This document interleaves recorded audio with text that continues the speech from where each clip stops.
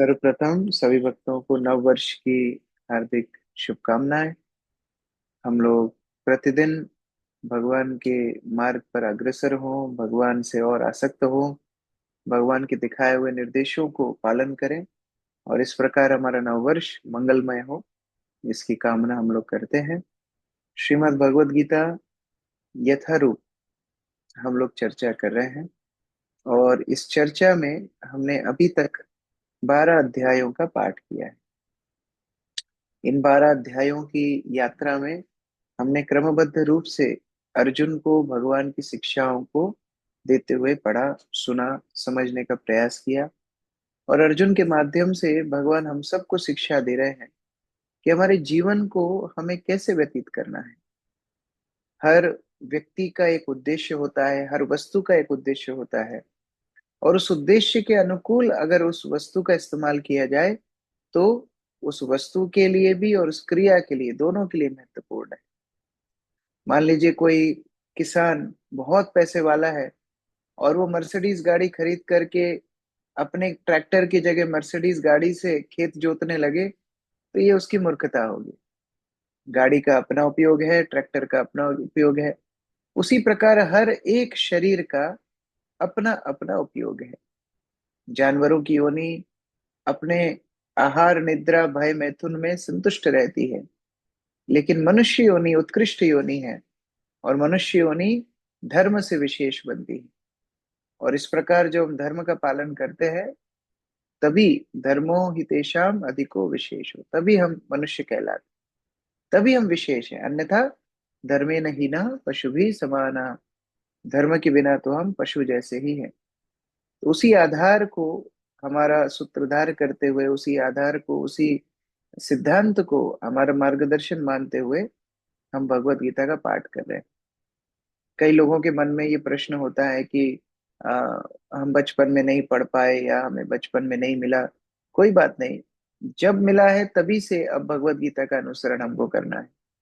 गलत सही जैसा आचरण हम लोग अभी तक करते आ रहे थे, वो सब हमारा भाग्य था, लेकिन अब हमें मौका मिला है कि हम भगवान की शिक्षाओं को बहुत गहराई से समझें, अपने जीवन में उतारें और उसके अनुकूल, उसके अनुसार अपना जीवन शैली को ढालें।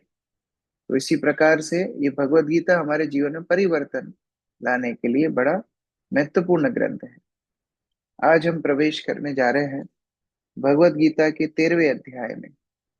ये 13वां अध्याय भगवत गीता का एक विशेष खंड को शुरू करता है, जिसको ज्ञान योग कहा जाता है। ये ज्ञान योग क्या है, हम लोग आगे चर्चा करने वाले हैं। इस अध्याय का नाम शिल प्रभुपाद ने सरल करते हुए लिखा, प्रकृति, पुरुष एवं चेतना। पुरुष अर्थात जीव, प्रकृति अर्थात भौतिक संसार, और चेतना अर्थात ज्ञान। तो इन तीन वस्तुओं से हम देखते हैं किस प्रकार ये पूरा का पूरा जो भौतिक संसार में क्रियाएं चल रही हैं, उसके ज्ञान को हम कैसे अर्जित करें। अब ज्ञान की जरूरत पड़ी क्यों? पहले से 6वें अध्याय तक हमने देखा किस प्रकार कर्म के माध्यम से हम भगवान की सेवा कर सकते हैं। फिर 7वें से 12वें अध्याय तक हमने देखा किस प्रकार वही कर्मयोग जब शुद्ध भगवान की भक्ति में परिणत हो जाता है, भक्ति योग कहलाता है। जब व्यक्ति केवल और केवल भगवान की प्रसन्नता के लिए ही कार्य करता है। लेकिन भगवान 12वें अध्याय में बताते हैं कैसे उनको जो शरणागत होते हैं, ऐसे भक्तों को वो मृत्यु संसार से मुक्त कर देते हैं, मृत्यु संसार से उद्धार कर देते हैं। लेकिन जो उनको भक्ति नहीं करते हैं, जो उनको आश्रित नहीं होते हैं, जो उनकी शरण नहीं लेते हैं, वो कहीं ना कहीं माया में पड़े रहते हैं। तो भक्ति सर्वश्रेष्ठ है, लेकिन व्यक्ति क्या सोचता है? प्रकृति क्रियमणानि गुणै कर्माणि सर्वशः अहंकार विमूढ़ात्मा करता हम इति मन्यते। यद्यपि प्रकृति सारे कार्य कर रही है भगवान के आदेश अनुसार, लेकिन अहंकार विमूढ़ आत्मा, अहंकार के वशीभूत हम लोग क्या सोचते हैं? कर्ता अहम इति मन्यते। हम बोलते हैं कर्ता तो हम ही हैं, हम ही कर रहे हैं। जैसे कई बार छोटे बच्चों को पिताजी गाड़ी के आगे बिठा लेते हैं, हमें भी बाल्यकाल में स्मृति है। एक बार पिताजी बाइक में ले जा रहे थे, तो सामने बिठा लिया, वो जो डीजल की टंकी होती है उसके ऊपर। और कई बार पिताजी क्या करते हैं, वो दो हाथ बच्चे के ऐसे हैंडल के आगे रखवा लेते हैं। गाड़ी पिताजी चला रहे हैं, वो नीचे से रेस देना या ब्रेक लगाना या जो भी करना वो पिताजी कर रहे हैं, लेकिन वो हैंडल के थोड़े से भाग में बच्चे के हाथ भी रखवा लेते हैं। अब बच्चा क्या सोचने लगता है, मैं गाड़ी चला रहा हूँ। यद्यपि पिताजी सब कुछ कर रहे हैं, लेकिन बच्चे को लगता है देखो मैं ही तो चला रहा हूँ, मैंने अभी टर्न लिया, मैं अभी आगे बढ़ा, मैंने ओवरटेक किया। उसी प्रकार से जीव क्या सोचता है, कर्ता हम इति मन्यते। मैं ही तो ये भौतिक संसार में भोग रहा हूँ, मैं ही तो कर्म कर रहा हूँ, मैं ही सारे कार्यों को सिद्ध कर रहा हूँ। लेकिन वास्तव में भगवान ही प्रकृति के माध्यम से सारे कार्यों को सिद्ध कर रहे हैं। अब ये ज्ञान को जानना 13वें से 18वें अध्याय का अ, विषय वस्तु है। क्योंकि भक्ति करने के लिए ये जानना जरूरी है कि किस प्रकार हमारी स्थिति है, कैसे प्रकृति कार्य करती है, कैसे भगवान प्रकृति और जीव के ऊपर है। ये सारी बातें जानना आवश्यक है। अच्छा, कोई अगर ये ज्ञान को ना जाने तो क्या होगा, तो कहीं ना कहीं उसकी भक्ति पूर्ण ही है, लेकिन परिपक्व अवस्था में नहीं आ पाएगी। क्योंकि बिना संबंध के, बिना उस ज्ञान के कि भगवान पूर्ण पुरुषोत्तम है, हम उनके दास हैं, भक्ति करने की प्रेरणा कैसे मिलेगी। तो उस ज्ञान का मतलब है हमें भगवान से जोड़ना और माया से विरक्त करना, जिससे हम भक्ति अच्छे से कर सके। इसलिए यहाँ पर ज्ञान शब्द इस्तेमाल नहीं है, ज्ञान योग शब्द इस्तेमाल किया गया है। जैसे योग, योग शब्द का अर्थ हमने देखा था, योग मतलब जोड़ना। तो कर्म और कर्म योग में अंतर होता है, ये हमने तीसरे अध्याय में देखा। कर्म अर्थात अपने मनमाने ढंग से कोई व्यक्ति कार्य करे और उसकी जिम्मेदारी उसको उठानी पड़ेगी, पुण्य पाप का हिसाब उसको करना होगा, ये कर्म का सिद्धांत है। लेकिन कर्म योग मतलब अब उस कर्म को भगवान से जोड़ दिया, और उस जोड़ने के अनुकूल, उस जोड़ने के अनुसार क्या हो गया, अब सारे कार्य शुद्ध हो गए। उसी तरह भक्ति योग, भक्ति के माध्यम से भगवान से जुड़ना। और उसी तरह ज्ञान और ज्ञान योग, ज्ञान अर्थात स्वतंत्र ज्ञान, जहां व्यक्ति भौतिक संसार में भगवान को भूलने की इच्छा करता है। लेकिन ज्ञान योग अर्थात ऐसा ज्ञान जो भगवान से जुड़ने में मदद करे, ऐसा ज्ञान जो भगवान के समीप ले जाए, ऐसा ज्ञान जो भगवान की सेवा करने में प्रेरणा दे, इसको बोलते हैं ज्ञान योग। तो ये 13वें से 18वें अध्याय ज्ञान योग क्यों है, क्योंकि ये पढ़ने के बाद भक्ति करने में और दृढ़ता हमको मिलती है।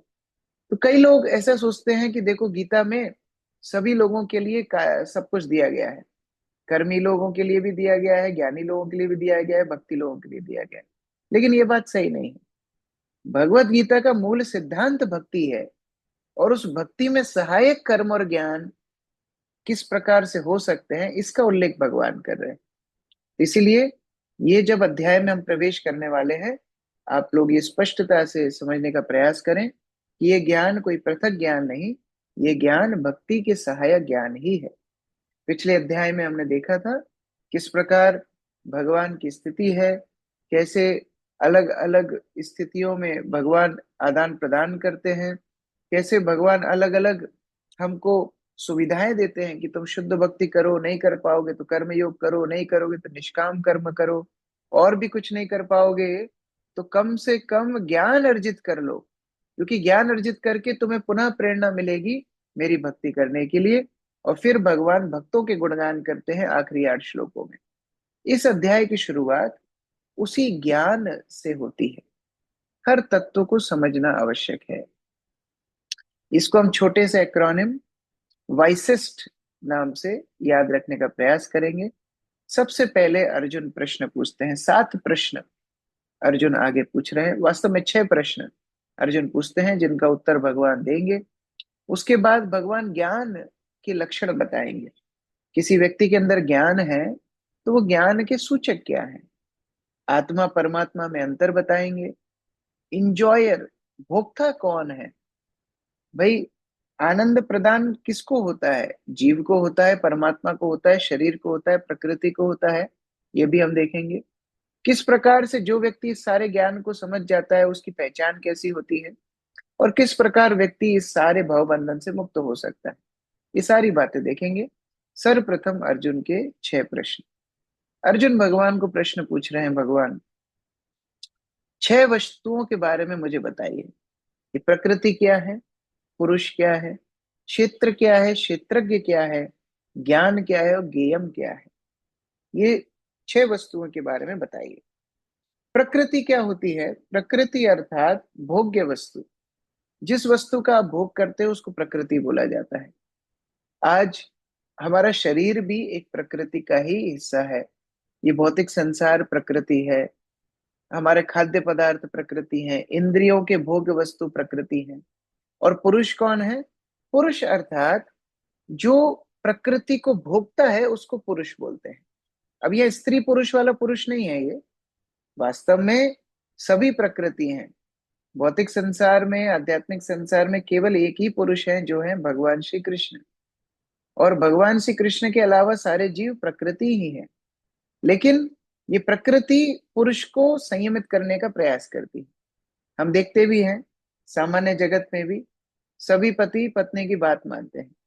एक बार घोषणा हुई कि दरबार में जितने लोग खड़े हैं, पुरुषों से बोला गया कि एक साइड वो लोग आ जाएं जो पत्नी की बात मानते हैं, और एक साइड वो लोग आ जाएं जो पत्नी की बात नहीं मानते। सारे के सारे लोग एक साइड हो गए, जो एरिया बताया था जहां पत्नी की सब बात मानते हैं। केवल एक व्यक्ति खड़ा था जो दूसरी तरफ खड़ा था। उसको ऊपर मंच पे बुलाया गया, पूछा गया, अरे तुम बड़े साहसी हो, तुम पत्नी की बात नहीं मानते, तुम अलग से खड़े हो। बोलते हैं, हाँ साहब, मैं जब आज घर से बाहर निकला तो मेरी पत्नी ने बोला था कि भीड़ भाड़ से दूर रहना, इसलिए मैं दूसरी साइड खड़ा था। कुल मिला के उल्टी कहानी है। भौतिक संसार में प्रकृति पुरुष के ऊपर आधिपत्य जताने का प्रयास करती है। इसका मतलब यहाँ महिला पुरुष से नहीं है, मैं फिर स्पष्टीकरण कर रहा हूं। यहाँ प्रकृति का मतलब है जीव। जीव भी भगवान की प्रकृति है, लेकिन जीव अपने आप को भोक्ता मानता है, अपने आप को भगवान से बड़ा मानने लगता है, और इसीलिए उल्टी कैसेट शुरू हो जाती है। तो प्रकृति क्या है, पुरुष क्या है, क्षेत्र। अब जब व्यक्ति अपने आप को भोक्ता मानेगा तो उसको कोई जगह तो चाहिए जहां पर वो अपने कार्यकलाप करेगा, तो वो क्षेत्र क्या है। और क्षेत्रज्ञ, उस क्षेत्र को जानने वाला कौन है। पांचवा, ज्ञान क्या है। ज्ञान अज्ञान की सब बात करते हैं, ज्ञानी अज्ञानी की सब बात करते हैं, लेकिन भगवान की परिभाषा अनुसार ज्ञान क्या है। और ज्ञेयम, जानने लायक वस्तु क्या है। ज्ञान तो बहुत चीजों का है, चोरी का भी ज्ञान है, डकैती का भी ज्ञान है, हैकिंग भी एक ज्ञान है, बहुत सारा ज्ञान है। लेकिन ज्ञान जानने लायक उत्कृष्ट वस्तु क्या है, ये 6 प्रश्न अर्जुन पूछ रहे हैं। आइए एक एक करके समझने का प्रयास करते हैं। जड़ पदार्थ यानी प्रकृति और क्षेत्र, आत्मा यानी पुरुष और क्षेत्रज्ञ, ज्ञान अर्थात ज्ञान और ज्ञान का उद्देश्य। इसलिए इस अध्याय का नाम है प्रकृति पुरुष एवं ज्ञान या चेतना। हम शुरुआत करते हैं क्षेत्र और क्षेत्रज्ञ से। ये क्षेत्र और क्षेत्रज्ञ क्या है? क्षेत्र अर्थात जिस स्थिति में हम काम करते हैं, जिस जिस वस्तु में हम कर्म करते हैं, जिस क्षेत्र में हम कर्म करते हैं, उसको कर्म क्षेत्र कहा जाता है। और उस क्षेत्र का ज्ञाता क्षेत्रज्ञ है। तो प्रकृति और पुरुष में तो अंतर हमने अभी अभी बताया आपको। प्रकृति अर्थात भौतिक संसार और जीव दोनों ही प्रकृति हैं, और पुरुष अर्थात भगवान, भगवान एकमात्र पुरुष है। लेकिन क्षेत्र और क्षेत्रज्ञ में क्या अंतर है? क्षेत्र अर्थात जिस क्षेत्र में व्यक्ति कार्य करे, और जीव के लिए क्षेत्र क्या है? उसका शरीर ही क्षेत्र है, क्योंकि शरीर के माध्यम से ही तो जीव कार्य करता है। और क्षेत्रज्ञ, उस शरीर को जानने वाला कौन है? उस शरीर को जानने वाले दो हैं। दो कौन कौन है? एक जीव और एक परमात्मा। अब ये क्या क्या है, थोड़ा ध्यान से सुनेंगे तो समझ में आएगा। मान लीजिए कोई व्यक्ति खेती करता है। खेती करने के लिए उसके पास जमीन नहीं है, वो खेती करना चाहता है, किसान है। तो एक जमींदार उसको एक टुकड़ा देता है जमीन का, और वो जमीन के टुकड़े पर वो किसान खेती करता है। अब खेती करने के बाद जो अनाज आएगा, वो अनाज किसका होगा? वो अनाज होगा जमींदार का। लेकिन जमींदार ने क्योंकि खेती करने की अनुमति उस खेत के टुकड़े पर उस किसान को दी है, तो उसमें से कुछ हिस्सा उस किसान को भी दिया जाएगा। उसी प्रकार से वो जमींदार कौन है? भगवान, जिनकी सारी प्रकृति है, वो स्वयं पुरुष हैं, वो सब कुछ जानते हैं। लेकिन उन्होंने हमें एक शरीर प्रदान किया है क्योंकि हम भोग करना चाहते थे। ये शरीर हो गया एक जमीन का टुकड़ा, एक खेत का टुकड़ा। और इस शरीर पर, इस खेत पर कार्य कौन कर रहा है? हम कर रहे हैं, जीवात्मा। हम है वो किसान के समान। तो हम इस शरीर पर काम कर रहे हैं। अब इस शरीर से जो कुछ इंजॉयमेंट आना चाहिए, जो कुछ भोग आना चाहिए, वास्तव में किसका होना चाहिए? भगवान का, क्योंकि भगवान की ही ये संपत्ति है। लेकिन क्योंकि हम इस शरीर में रह करके भोग करना चाहते हैं, तो भगवान हमें भोग करने की अनुमति देते हैं। इसलिए हम इस शरीर में भोग कर रहे हैं। अब देखो, ज्ञान योग शुरू हुआ है तो थोड़ा तो दिमाग आपको चलाना पड़ेगा, थोड़ा दिमाग की कसरत करनी पड़ेगी, क्योंकि ज्ञान को हम लोग समझने के लिए थोड़ा सा कठिन प्रयास करना पड़ता है। तो इसमें क्षेत्र अर्थात शरीर, क्षेत्रज्ञ, ज्ञ मतलब किसी चीज को जानना, क्षेत्रज्ञ, क्षेत्र को जानने वाला कौन है? जीव, जीवात्मा। हम आत्मा है, शरीर के अंदर है, शरीर को जानने वाले जीव हैं। अब हम केवल अपने शरीर को जान पाते हैं। मान लो कोई क्लास में बैठे बैठे आपको चिमटी खोटे, तो आपको दर्द होगा। लेकिन आपके पड़ोसी को दर्द नहीं होगा, क्योंकि वो उसका क्षेत्र है, ये आपका क्षेत्र है। आपके क्षेत्र का अनुभव आपको होता है, मतलब आपके शरीर का अनुभव आपको होता है। दूसरे के शरीर का अनुभव उसको होता है। लेकिन एक क्षेत्रज्ञ ऐसा है जिसको सभी के शरीरों का अनुभव होता है। वो कौन है? वो परमात्मा है, क्योंकि परमात्मा सबके हृदय में बैठे हुए हैं। तो हमें केवल अपने शरीर की जानकारी है, लेकिन परमात्मा को हर शरीर की जानकारी है। तो वो क्षेत्रज्ञों में अग्रगण्य है, वो भगवान है। तो ये सारी जानकारी भगवान इसमें दे रहे हैं। अब 5 तरह की स्थितियां होती हैं, बहुत ध्यान से समझना। ये 5 तरह की स्थिति है जीव की। जीव जो शरीर में रहता है, तो 5 तरह की कंडीशंस उसकी रहती है। सबसे पहले है अन्नमय, अन्नमय कोश। अन्नमय मतलब इस जीव का पूरा ध्यान होता है खाने पीने में। खाना पीना मिल जाए बस, बाकी चिंता नहीं है। प्रोग्राम में भी जाएंगे तो पूछेंगे पहले कि प्रभु जी प्रसाद कब कब मिलेगा, कितनी बजे होगा। खाने पीने का, शादी ब्याह में भी किसी के जाएंगे तो पहले नजर उस पर ही जाती है कि हाँ, कहाँ बुफे कहाँ लगा है, खाने पीने की व्यवस्था कहाँ है। तो खाने पीने में बिल्कुल एकदम जिसका पूरी की पूरी चेतना केवल और केवल खाने पीने में है, उसका बोलते हैं अन्नमय कोश। अर्थात केवल भोजन का मतलब यहाँ पर केवल मुख का भोजन नहीं है। आंखों का भोजन क्या है? आंखों का भोजन है दृष्टि। कानों का भोजन है संगीत या स्वर। त्वचा का भोजन है स्पर्श। नासिका का भोजन है सुगंध। तो जब तक व्यक्ति केवल इंद्रिय भोग में लगा रहता है, उसको बोलते हैं अन्नमय कोश सर्वप्रथम। आपने छोटे बच्चों को देखा है ना?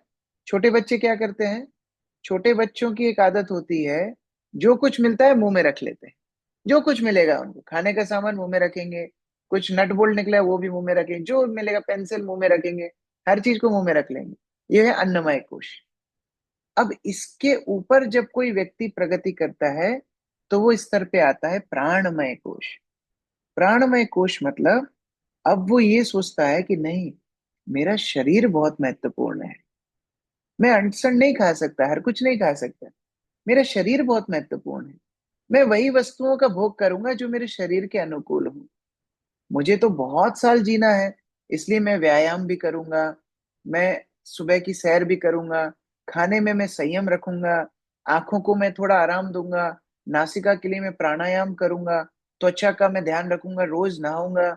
सारी चीजें जो शरीर को स्वच्छ रखे, तंदुरुस्त रखे, एकदम फर्स्ट क्लास रखे, इसको बोलते हैं प्राणमय कोश।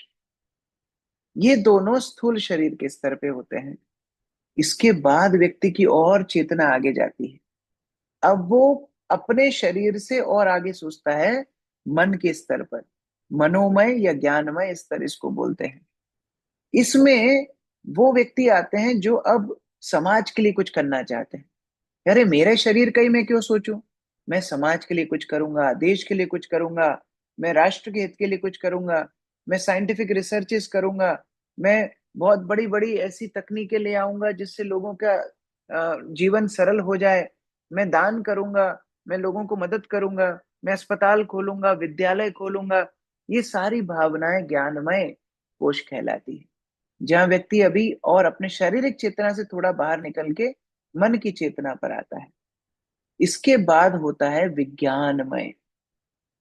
विज्ञानमय मतलब अब व्यक्ति ये सोच रहा है कि देखो, मैं अपने शरीर के स्तर पे था, उसको प्राणमय बोला गया। मैं दूसरों के शरीर के हित के बारे में सोच रहा था, उसको ज्ञानमय बोला गया। लेकिन ये शरीर तो नश्वर है। ये शरीर की जितनी डेंटिंग पेंटिंग करोगे, एक दिन तो मरना ही है। जो लोग इतना आपको चाहते हैं, जो लोग दिन रात आपके साथ रहना चाहते हैं, जब आपकी मृत्यु होगी, वो एक दिन भी घर में शरीर नहीं रखेंगे। जो पति पत्नी एक साथ एक ही कमरे में रहते हैं, क्या डेड बॉडी के साथ पत्नी अकेली रात भर रह सकती है? कभी नहीं रहेगी।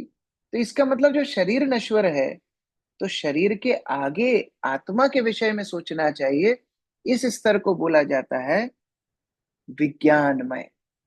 विज्ञान अर्थात ज्ञान का व्यवहारिक रूप विज्ञान है। तो आत्मा के विषय में जब व्यक्ति सोचने लगता है, तब उसको बोला जाता है विज्ञानमय। और अंत में जब व्यक्ति ये सोचता है, अच्छा आत्मा के विषय में सोचना है, लेकिन आत्मा का स्वरूप तो क्या है? भगवान के सेवक के रूप में, भगवान की सेवा करना। तो जब भगवान की सेवा करना व्यक्ति शुरू करता है, तब वो अंतिम लक्ष्य पर आता है, जिसको बोलते हैं आनंदमय कोश। जब वो भगवान के सेवा में संलग्न होता है। तो ये स्तर समझ में आ रहे हैं? सर्वप्रथम अन्नमय, खाने पीने में रुचि, यानी पांच इंद्रियों को भोग करो बस, और कुछ मत सोचो। जल्दी मरना है तो जल्दी मर जाओ। अच्छा, कई लोग तो ऐसे परिभाषा भी देते हैं। कई लोग बोलते हैं कि देखो, बुढ़ापे का जीवन वैसे भी कष्टप्रद है। अब जवानी में संयम रख के आयु बढ़ाओगे भी तो बुढ़ापे की आयु बढ़ेगी। इससे अच्छा खाओ पियो, टंटा खत्म करो, 30-40 में मृत्यु करो, क्या टेंशन है? एक और हमारे दार्शनिक हुए भारत में, चार्वाक मुनि। चार्वाक मुनि तो यही बोलते थे कि उधार लो लेकिन घी पियो। उधार लो, चोरी करो, डकैती मारो, लेकिन राजा के जैसा जीवन जीना चाहिए। अगला जीवन किसने देखा है? तो ये सारे प्राणमय, ये सारे अन्नमय कोश की स्थितियां हैं। लेकिन जब व्यक्ति अपने शरीर का, अपने जीवन को लंबा करने का ध्यान रखता है, उस स्तर को क्या बोला जाता है? उस स्तर को बोला जाता है प्राणमय। और फिर व्यक्ति जब अपनी मन की स्थिति में, बुद्धि में, दूसरों के कल्याण में, इसमें मन लगाता है तो ज्ञानमय। और फिर स्वयं की आत्मा के बारे में चिंतन करता है, ब्रह्म साक्षात्कार करने के लिए आगे बढ़ना चाहता है तो विज्ञानमय। और जब भगवान की सेवा में संलग्न होता है, तब उसको बोला जाता है आनंदमय। तो ये जो क्षेत्र और क्षेत्रज्ञ की बात हो रही है, क्षेत्र अर्थात केवल शारीरिक चेतना का स्तर कौन सा है? अन्नमय, प्राणमय, ज्ञानमय। ये तीन स्तर तक जब व्यक्ति सोचेगा, तब तक वो केवल शारीरिक चेतना में है। और जैसे ही वो आत्मा यानी विज्ञानमय और आनंदमय के बारे में सोचेगा, तब वो क्षेत्र स्तर से उठ के क्षेत्रज्ञ स्तर पर आ जाता है। तो ये बहुत महत्वपूर्ण है। सर्वप्रथम अ, क्षेत्र अर्थात हमारे शरीर की चेतना, और क्षेत्रज्ञ अर्थात आत्मा की चेतना। अभी चैट बॉक्स में संस्कृति माता जी लिख रही हैं कि स्थूल और सूक्ष्म शरीर का मतलब क्या है। देखिए, स्थूल शरीर मतलब हमारा पंचभूत शरीर। हमारा जो शरीर बना है, वो पांच महाभूत से बना है। जो शरीर को हम देखते हैं, जो हम दर्पण में देखते हैं, जो शरीर हमको दिखता है, ये हाड़ मांस का शरीर, इसको बोला जाता है स्थूल शरीर। अग्नि, वायु, आकाश, जल, इन सब वस्तुओं से मिलकर के ये स्थूल शरीर बना है। इनकी इंद्रियां हमको दिखती हैं। लेकिन इस स्थूल शरीर को चलाने वाले हैं मन, बुद्धि, अहंकार। इनको बोला जाता है सूक्ष्म शरीर। तो ये अंतर है, स्थूल शरीर, सूक्ष्म शरीर। जब हमारी मृत्यु होती है तो ये स्थूल शरीर मरता है, सूक्ष्म शरीर नहीं मरता। हमारी बुद्धि, हमारा मन, हमारा अहंकार आत्मा के साथ ही दूसरे शरीर में जाता है। इसलिए लोगों को, कोई कोई लोगों को पूर्व जन्म की स्मृति होती है। कैसे? क्योंकि वो सूक्ष्म शरीर अभी भी है, जो सूक्ष्म शरीर में हम पिछले शरीर में भी थे। तो इस तरह से स्थूल शरीर और सूक्ष्म शरीर में अंतर है। तो यहां तक भगवान बताते हैं कि क्या क्षेत्र और क्षेत्रज्ञ में अंतर है। अब क्षेत्र में क्या क्या आते हैं? क्षेत्र में आते हैं पंच महाभूत, अर्थात पृथ्वी, जल, अग्नि, वायु, आकाश। ये हमने पिछली कक्षाओं में चर्चा भी किया था। फिर ये पंच महाभूत की जो पांच विषय हैं, जैसे पृथ्वी से सुगंध, जल से स्वाद, अग्नि से रूप, वायु से स्पर्श और आकाश से शब्द। तो ये पांच पंच महाभूत से पंच विषय हमारे क्षेत्र के दायरे हैं। क्योंकि हम कुछ सुनना चाहते हैं, हम कुछ छूना चाहते हैं। अब मान लो कुछ सुनना चाहते हैं लेकिन संगीत ही ना हो, तो फिर कैसा क्षेत्र? तो सुनने के लिए सुविधा है। कुछ छूना चाहते हैं लेकिन कोई वस्तु ना हो, तो ये छूने की भी व्यवस्था है। देखना चाहते हैं लेकिन आसपास में कोई वस्तु ना हो, देखने की भी व्यवस्था है। खाना चाहते हैं, कोई खाद्य पदार्थ ना हो, तो भगवान ने खाने पीने की व्यवस्था की है। सूंघना चाहते हैं तो भगवान ने कई सुगंध भी दी है, अच्छी सुगंध, बुरी सुगंध, हर तरह की सुगंध है। अब इनको कैसे भोगें, इसके लिए पांच पांच इंद्रियां हैं। ज्ञानेंद्रियां पांच, कर्मेंद्रियां पांच। नेत्र देखते हैं, कान सुनते हैं, नासिका सुगंध लेती है, जिह्वा स्वाद लेती है, त्वचा स्पर्श करती है। कर्मेंद्रियां वो हैं जिनसे हम कार्य करते हैं, पांव, हाथ, वाणी, गुदा, लिंग। और फिर इसके अलावा है मन। मन जो ये सारी इंद्रियों को चलाता है। बुद्धि जो प्लानिंग करती है कैसे मैं इंद्रिय भोग को भोगूं। और अहंकार जो हमारी पहचान को बताती है। ये सब क्षेत्र है, ये सब हमारे कार्य का क्षेत्र है। इसीलिए वास्तव में इस क्षेत्र को जानना बहुत महत्वपूर्ण है। अब अर्जुन का दूसरा प्रश्न था, भगवान ज्ञान क्या है? देखो, कोई व्यक्ति को ज्ञानी कब बोलते हैं? अच्छा, यहाँ पर क्या अन्य जीव अन्नमय शरीर में ही रहता है मनुष्य के अलावा? देखिए, ये जो मैंने पांच स्तर बताए ना, ये शरीर नहीं है, ये व्यक्ति की मानसिक स्थिति है, ये चेतना की स्थिति है।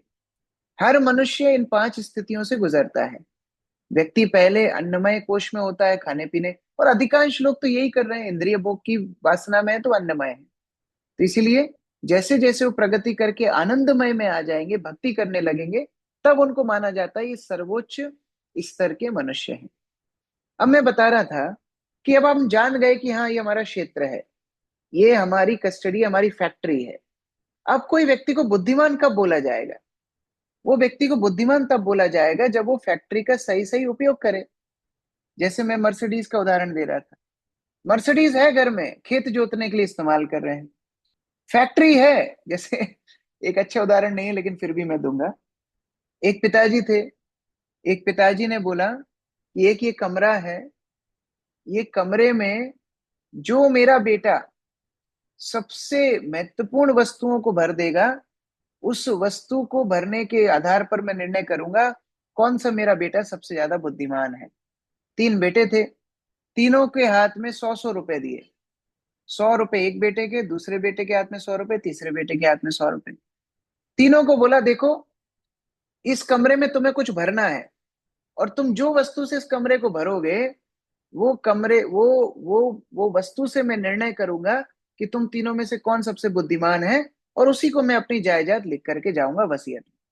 ठीक है। पहला बेटा सोचने लगा, 100 रुपए हैं, 100 रुपए में क्या भरूं क्या भरूं। तो वो क्या करता है, सुगंधित पुष्प इत्यादि लेकर के आता है, और उस कमरे में सुगंधित पुष्प वगैरह से सजा देता है। अब 100 रुपए में कितने फूल माला इत्यादि आएंगे? बेचारा जितना आया उतने में उसने सजा दिया। दूसरा बेटा गया, दूसरा बेटा ने सोचा कि अरे, ये मेरा वाला कमरा मुझे भरना है, कि क्या करूं क्या करूं क्या करूं। 100 रुपए में क्या आएगा? 100 रुपए में सबसे ज्यादा क्या आएगा? ढूंढने लगा। कमरा भरना है, एक स्थान पर अस्तबल था जहां बहुत सारे घोड़े थे। अब घोड़े सुबह सुबह अपनी नित्य क्रिया करते, तो घोड़ों का जो कुछ जमा पूंजी था, वो सारा मल वहां पर रखा हुआ था।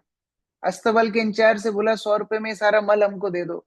वो सारा का सारा घोड़ों का मल उठा करके अपने वाले कमरे में भर देता है। वो सोचता है मैं कितना बुद्धिमान हूँ, 100 रुपए में मैंने पूरा कमरा भर दिया। कई बार माताएं ऐसा करती हैं। कोई कम दाम में कोई सामान बेचने जाए, तो नई नई काम की वस्तु है, वो भी सामान खरीद के घर में भर लेती है। अब तीसरे बेटे को विकल्प दिया गया, 100 रुपए में आप क्या करोगे? तो उसने सोचा देखो, सबसे बड़ी वस्तु है भगवान। तो वो 100 रुपए में भगवत गीता खरीदता है और उस कमरे में उस भगवत गीता को रख देता है। अब पिताजी आते हैं, पहले कमरे में जाते हैं, फूल माला इत्यादि देखते हैं, थोड़ा खुश होते हैं, वाह ठीक है, लेकिन ये फूल माला तो धीरे धीरे मुरझा जाएंगी, फिर क्या करोगे? अगले कमरे में गए तो बाप रे बाप, नाक पकड़ ली, ये क्या भर दिया तुमने? उसको तो पिटाई करना शुरू कर दिया पिताजी ने, मूर्ख, 100 रुपए दिए वो भी बर्बाद कर दिए। तीसरे कमरे में जब गए, भगवत गीता रखी हुई देखी, वो देख करके पिताजी बड़े प्रसन्न हो गए। वाह, ये 100 रुपए में तुम जो भगवत गीता लेके आए हो, इससे तुम्हारा जीवन चरित्र बनेगा, और इस जीवन चरित्र बनाने के माध्यम से तुम हर कुछ हासिल कर सकते हो, इसलिए मैं तुम्हें सारी संपत्ति तुम्हारे नाम पे करूंगा। पूत कपूत सुखा धन संचय, पूत सपूत सुखा धन संचय। तो उसी प्रकार से यहाँ पर भगवान बोल रहे हैं, अच्छा क्षेत्र क्षेत्रज्ञ समझ गए, आपका शरीर आपकी मशीन है, आपका शरीर आपके 100 रुपए हैं, अब इसका इस्तेमाल कैसे करोगे? इसलिए भगवान आगे ज्ञान के विषय में बता रहे हैं कि जो व्यक्ति इस शरीर का इस्तेमाल ठीक से करता है उसको मैं ज्ञानी बोलता हूं, और जो व्यक्ति इस शरीर का इस्तेमाल ठीक से नहीं करता उसको मैं अज्ञानी बोलता हूं। तो कैसे ठीक से इस्तेमाल करना है? तो भगवान बोलते हैं कुछ गुण हैं, 20 गुण यदि किसी के अंदर हो, भगवान 20 गुणों की व्याख्या करने वाले हैं, ध्यान से सुनना। ये 20 गुण यदि किसी के अंदर हो तो उसको मैं ज्ञानी मानता हूं, और अगर ये 20 गुण किसी के अंदर ना हो, तो भले कितनी बड़ी ऑक्सफोर्ड से या सैनफोर्ड से कहां कहां से डिग्री लेकर के आओ, उसको मैं मूर्ख नंबर 1 मानता हूं। तो भगवान बता रहे हैं किस प्रकार से 20 ज्ञान के लक्षण हैं। सर्वप्रथम भगवान बोलते हैं अमानित्वम। सर्वप्रथम गुण ज्ञान का क्या है? सर्वप्रथम गुण ज्ञान का है विनम्रता। अगर विनम्रता हृदय में है, इसका मतलब हम ज्ञान के मार्ग पर चल रहे हैं। विद्या ददाति विनयम, सर्वप्रथम विनम्रता। अच्छा, प्रभुपाद इसमें बहुत सुंदर व्याख्या करते हैं। विनम्रता का अर्थ क्या है? विनम्रता का मतलब है, जिस दिन आप दूसरों से प्रशंसा की आकांक्षा छोड़ दोगे, आपको विनम्र बोला जाएगा। भगवान कितना स्पष्ट बता रहे हैं, ज्ञानी पुरुष कौन है? जो प्रशंसा की आकांक्षा छोड़ दे। व्यक्ति संसार में दुखी इसलिए है क्योंकि दूसरों से प्रशंसा बटोरने के लिए दिन रात काम करता है, और जब लोग प्रशंसा नहीं करते हैं तो बेचारा परेशान हो जाता है। तो इसलिए सर्वप्रथम विनम्रता, अर्थात दूसरों से प्रशंसा बटोरना बंद करें। आपको दो चीजें याद रखनी है और दो चीजें भूल जाना है अगर सुखी रहना है। अगर व्यक्ति को पूरा जीवन सुखी रहना है तो दो चीजें याद रखना और दो चीजें भूल जाना। क्या दो चीजें याद रखना? आपके लिए अगर किसी ने सत्कर्म किया है, मदद की है, किसी ने आपके लिए कोई अच्छा काम जीवन में किया है, हमेशा उसको याद रखना, पहला पॉइंट। दूसरा, आपसे यदि किसी को कष्ट पहुंचा है उसको भी हमेशा याद रखना, जिससे आप उस गलती को दोबारा ना दोहराएं। तो क्या याद रखना? पहला, आपके लिए किसी ने अच्छा कार्य किया है वो याद रखना, और आपने यदि किसी को बुरा किया है या किसी को कष्ट पहुंचा है वो हमेशा याद रखना। ये दो चीजें हमेशा याद रखना, और दो चीजें तुरंत भूल जाना। क्या? यदि आपने किसी को कुछ अच्छा किया है वो तुरंत भूल जाना, और आपके साथ किसी ने गलत किया है उसको तुरंत भूल जाना। होता उल्टा है, हम सब भूल जाते हैं, किसी ने हमारे लिए जो कुछ अच्छा किया है सब भूल जाते हैं, और केवल वो याद रखते हैं कि हमने किसके साथ अच्छा किया, और वो सब भूल जाते हैं कि हमने किसी का क्या बिगाड़ा। लेकिन वो हमेशा याद रहता है 25 साल पहले ये पड़ोसी ने मेरे घर के सामने कचरा फेंका था, इसलिए ये मेरी शत्रु है। ये हमेशा याद रहता है। तो कुल मिला करके विनम्रता का अर्थ है दूसरों से प्रशंसा, दूसरों से सम्मान की आकांक्षा ना हो। अमानित्वम सर्वप्रथम। दूसरा भगवान बोल रहे हैं अधम्भित्वम। जब व्यक्ति दंभ छोड़ दे, जब व्यक्ति अहंकार छोड़ दे, तो उसको मानना चाहिए वो दूसरा ज्ञान का लक्षण है, अहंकार छोड़ना है। रामानुजाचार्य बताते हैं कि लोग तो धार्मिक कार्य भी करते हैं केवल और केवल अपने अहंकार की वृद्धि करने के लिए। हम शायद पिछली कक्षा में बता रहे थे कि लोग कई बार मंदिरों में जाकर के दान करते हैं। कोई पंखा दान करता है तो पंखे की तीनों पंखड़ियों में पूरे खानदान का नाम लिखवाता है, और वो पंखे के साथ उसका पूरा खानदान घूमता रहता है। कहने का अभिप्राय दंभ को छोड़ना है। ज्ञान का अर्थ का व्यक्ति, ज्ञान का मतलब क्या है? जब व्यक्ति अहंकार को छोड़े, दंभ को छोड़े। हमारी संस्था में, इस्कॉन में एक बहुत विशेष भक्त हैं, एल्बर्ट फोर्ड। आपने हेनरी फोर्ड का नाम सुना होगा, जिन्होंने असेंबली लाइन की डिस्कवरी की, जिन्होंने कार्स का उत्पादन, जो चार पहिए वाली कार बनाने के लिए उन्होंने जो असेंबली लाइन की इन्वेंशन की, उस माध्यम से एक रेवोल्यूशन आ गया कार इंडस्ट्री में। और फोर्ड कंपनी की कारें तो हम भारत में देखते ही हैं। अभी वर्तमान में वो फोर्ड कंपनी के मालिक हैं एल्बर्ट फोर्ड, हेनरी फोर्ड के पोते हैं। और वो एल्बर्ट फोर्ड भक्त बन चुके हैं। यद्यपि विदेशी धराधाम में उन्होंने जन्म लिया और विदेशी शरीर भी है, लेकिन भक्त बन गए, भगवत गीता के अनुसार, अपने गीता के अनुसार अपना जीवन चलाते हैं। तो एक मीटिंग के लिए उनको रशिया जाना पड़ा। तो जब रशिया गए तो उन्होंने धोती कुर्ता पहन रखे थे। भक्त थे, धोती कुर्ता तिलक लगा रखा है। तो उनके सेक्रेटरी ने बोला, सर आप इतनी विशेष मीटिंग के लिए जा रहे हो और आप ऐसी वेशभूषा में जाओगे, धोती कुर्ता तिलक में, तो सामने वाला क्या समझेगा? तो उन्होंने बड़ा अच्छा उत्तर दिया। उन्होंने बोला, देखो, यदि ये लोग जानते हैं कि मैं एल्बर्ट फोर्ड हूं, तो मेरी वेशभूषा से क्या फर्क पड़ता है? क्योंकि इनको पता है कि मेरी स्थिति क्या है। और अगर ये नहीं जानते कि मैं एल्बर्ट फोर्ड हूं, तो फिर क्या फर्क पड़ता है? फिर तो मैं घूम ही सकता हूं। तो दोनों तरह से ही जो ज्ञानी पुरुष है, वो सस्ती मान सम्मान की आकांक्षा नहीं करते। अधम मित्रम। तीसरा भगवान बोल रहे हैं अहिंसा, अर्थात कभी भी दूसरों को कष्ट ना पहुंचाया जाए। चाहे वो कोई जीव हो, चाहे वो मनुष्य हो, चाहे वो कष्ट शारीरिक स्तर का हो, चाहे मानसिक या शाब्दिक स्तर का हो, किसी को कष्ट ना पहुंचाया जाए। अच्छा, इसमें शिल प्रभुपाद एक बहुत अच्छी बात बताते हैं। प्रभुपाद जी बोलते हैं, कष्ट नहीं पहुंचाना बहुत अच्छी बात है, लेकिन समाधान ना देना भी तो कष्ट पहुंचाना है। मान लो आप कोरोना के बीच में, एकदम फर्स्ट वेव चल रही है कोरोना की, पूरा भारत में लॉकडाउन लगा हुआ है, आप एकमात्र हैं जिसके पास कोरोना की वैक्सीन है, और वो फॉर्मूला आप किसी को नहीं बता रहे हो। लोग मर रहे हैं आपके सामने, ऑक्सीजन की शॉर्टेज पड़ी हुई है, आप कोरोना की वैक्सीन का फॉर्मूला किसी को नहीं बता रहे हो। क्या ये हिंसा नहीं है? ये भी हिंसा है। इसीलिए प्रभुपाद बताते हैं, आपके पास भगवत गीता का ज्ञान पहुंच गया है, आप अपने परिवार वालों को, दोस्तों को भगवत गीता का ज्ञान नहीं देते हो, ये भी हिंसा है। तो अहिंसा का मतलब दूसरों को कृष्ण भक्ति में आगे बढ़ाना, ये भी अहिंसा है। केवल ये नहीं कि हाँ नहीं नहीं हम तो शाकाहारी हैं साहब, हम अहिंसा करते हैं, हम कोई हिंसा विंसा में लिप्त नहीं होते। अगर कोई व्यक्ति कृष्ण भक्ति का प्रचार नहीं करता है, वो भी हिंसा ही कर रहा है। तो ये भी बड़ा विशेष है, अहिंसा। शांति, शांति अर्थात सहिष्णुता। व्यक्ति को सहिष्णु होना चाहिए सुख दुख में। हमने पहले भी पढ़ा था स्थित प्रज्ञ की परिभाषा में, कि सुख दुख मान अपमान में सहिष्णु होना, ये ज्ञान का लक्षण है। और पांचवा, आर्जवम, अर्थात सरलता। व्यक्ति को सरल होना चाहिए। रामानुजाचार्य इसमें बताते हैं, सरल होने का अर्थ क्या है? सरल होने का अर्थ है कथनी और करनी में अंतर ना हो, यह है सरलता। सरलता मतलब जहां कपटता ना हो, सिंप्लिसिटी मीन्स नो डुप्लिसिटी, जहां डुप्लिसिटी ना हो। कथनी करनी में जहां अंतर होगा, वहां सरलता नहीं होगी। हमने आपको बैगन की कहानी सुनाई थी। एक कथावाचक थे, वो कथा में बता रहे थे अपनी, कि बैगन नहीं खाना चाहिए, बैगन बड़े बुरे होते हैं, बैगन का नाम ही है बैगुन, उसमें कोई गुण नहीं है। बड़ा प्रवचन किया। अब संयोग से उनकी पत्नी भी उस कथा में बैठी हुई थी, और घर पे बनाई हुई थी बैगन की सब्जी। तो जब वो घर लौटे, तो पत्नी ने केवल रोटी, रूखी रोटी परोस दी, सब्जी नहीं दी।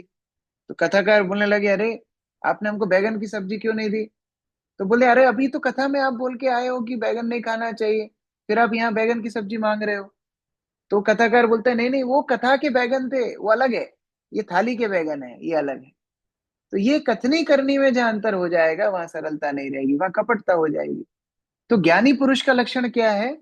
जो सरल हो, जिसकी कथनी कथनी कथनी करनी एक हो। और वो कब होगा? छठवां गुण भगवान बता रहे हैं, आचार्योपासनम। जब व्यक्ति गुरु का आश्रय लेता है। भगवान ने गीता में बताया, चतुर्थ अध्याय में हमने पढ़ा था, किस प्रकार अगर वास्तव में ये तत्व ज्ञान समझना है, गुरु का आश्रय लेना अनिवार्य है। महाभारत में बड़ी सुंदर कथा आती है अरुणी की। अरुणी गुरु भक्त था। गुरुजी ने एक बार बोला खेत की रखवाली करो। रात में मूसलाधार बारिश हुई, खेत में पानी आने लगा। तो ये अरुणी उस पानी को रोकने के लिए, खेत की बावड़ी बनने के लिए वहीं लेट गया, और रात भर अपने शरीर से पानी को इसने रोका। जब सुबह गुरुजी गए, उन्होंने देखा अरुणी इस तरह लेटा हुआ है, पानी को रोक रहा है, केवल और केवल उनकी आज्ञा पालन करने के लिए। बीमार पड़ गया, पूरा शरीर उसका ठंडा पड़ गया।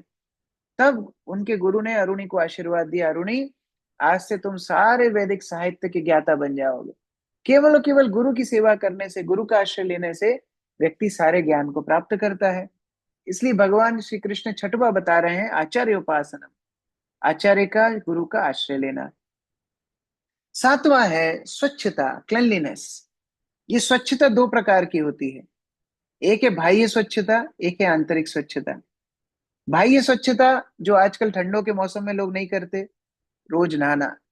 रोज नहाना बाहरी शरीर की स्वच्छता है, ये स्वच्छता बड़ी आवश्यक है। और आंतरिक स्वच्छता मतलब हमारे विचारों की स्वच्छता, हमारी मानसिकता की स्वच्छता। वो कैसे होती है? भगवान के नाम जप से। जब आप भगवान का नाम जप करते हो तो आंतरिक रूप से शुद्ध हो जाते हो। ओम अपवित्रो पवित्रो वा सर्वावस्थां गतोपि वा जत स्मरेत पुंडरीकाक्षम सा बाह्याभ्यंतरा शुचि ही। केवल और केवल भगवान के स्मरण मात्र से, नाम मात्र से व्यक्ति बाह्य आंतरिक रूप से शुद्ध हो जाता है। इसलिए प्रतिदिन हमें भगवान के नाम का जप करना चाहिए। हरे कृष्ण कृष्ण कृष्ण हरे हरे, हरे राम राम राम हरे हरे। ये शुद्धता। अगला है स्थैर्य, स्थिरता होनी चाहिए। अभी न्यू ईयर आया है, लोगों ने खूब रेजोल्यूशन लिए होंगे। अब नए साल में किसी को बुरा नहीं बोलूंगा, नए साल में रोज योग करूंगा, नए साल में रोज 5 बजे उठ करके बैठ जाऊंगा, नए साल में 50 किलो वजन कम कर लूंगा, क्या क्या तो लोग अपने अपने संकल्प करते हैं, लेकिन कर नहीं पाते हैं। क्यों? स्थिरता नहीं है। ज्ञानी पुरुष स्थैर्य, स्थिरता उनके जीवन में रहेगी। ये ज्ञान का लक्षण है। नवा है आत्म विनिग्रह, अपनी इंद्रियों पे संयम रखना ज्ञान का लक्षण है। अब आप देखो, मान लीजिए आपके घर में कोई मेहमान आपने बुलाए। मेहमान जब घर में आते हैं तो भारतीय संस्कृति है, हम कुछ खाना पीने का सामान सामने रखते हैं। अच्छा, कोई मेहमान के सामने आपने सामान आगे नाश्ता रख दिया, लेकिन उनको बोला नहीं कि लीजिए। क्या कोई मेहमान अपने हाथ से उठा करके खाएगा कभी? कभी नहीं खाएगा। आप जब तक मनोहार नहीं करेंगे कि अरे थोड़ा लीजिए ना, थोड़ा चखिए ना, ये हमारे घर का बना हुआ है। अब एकदम ही कोई ढीठ व्यक्ति आ जाए और डब्बे के डब्बे खोल के खाने लगे तो बात अलग है। सामान्य तरह से जो अतिथि घर में आते हैं, वो सामान्य अतिथि को बड़ा मनोहार करना पड़ता है। अरे थोड़ा खाइए, थोड़ा लीजिए, हमने अपने हाथ से बनाया है। ऐसा जब मनोहार करते हैं तब वो थोड़ा उठा करके खाएंगे। अच्छा, इसी के विपरीत कोई पशु घुस जाए, पशु घर में घुस जाए, तो उसको मनोहार करना पड़ेगा क्या आपको? घर में जो कुछ रखा होगा सब खाना पीना तहस नहस करना शुरू कर देगा। तो आत्म संयम भद्र व्यक्ति का लक्षण है। और जो लोगों है जस्ट डू इट, कर बैठो, जो मन में आए वो करो, वो पशु का लक्षण है। तो यहाँ भगवान बोल रहे हैं आत्म निग्रह। जब व्यक्ति अपनी इंद्रियों पे संयम करना सीखता है, वो ज्ञान का लक्षण है। तो इसीलिए संयम बड़ा आवश्यक है। कब कहाँ कौन सी इंद्रिय का इस्तेमाल करना है, ये बहुत विशेष है। इंद्रियार्थेषु वैराग्य। और ये कैसे आएगा? जब हम इन इंद्रियों को सकारात्मक चीजों में लगाएंगे। जैसे जिह्वा को भगवान का नाम लेने में, कानों को भगवान की कथा सुनने में, आंखों से भगवान का दर्शन करने में, कानों से भगवान की कथा, नासिका से भगवान के चरणों में अर्पित पुष्प और तुलसी की सुगंध लेने में। इस प्रकार से जब हम भगवान को अपनी इंद्रियों से सेवा करेंगे तो इंद्रियां भौतिक आसक्ति से विरक्त हो जाएंगी। और फिर अगला आता है अहंकार से मुक्ति, अनहंकार, जिसके अंदर अहंकार ना हो। ये अहंकार मतलब क्या है? गलत पहचान को अहंकार बोलते हैं।